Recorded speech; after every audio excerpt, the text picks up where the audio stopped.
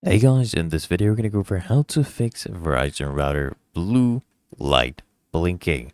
Now first, okay, let me explain what this issue is. Usually it is issues with the router's connection to the internet or power issues. So what we need to do first is power cycle the router and modem.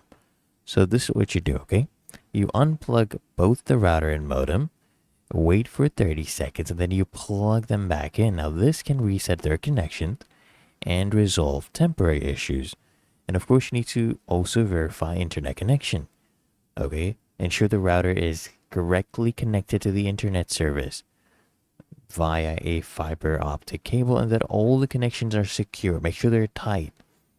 And what you can also do is check for the service outages. So you just visit Verizon's website to check for any service outages in your area. And if the issue is still persisting, you can always try resetting the router to factory settings.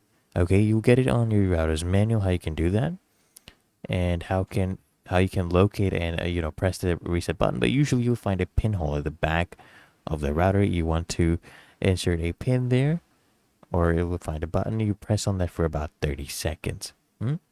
And if the blinking blue light continues after you try these steps, guys, best to contact Verizon as customer support. They might schedule an appointment to your place to go ahead and check it out with a technician, right? Otherwise, it is really that easy and simple. So I hope this guide provided value to you. And if it did, consider smashing that like button, as well as subscribing to frequently asked questions. And I'll see you in the next one.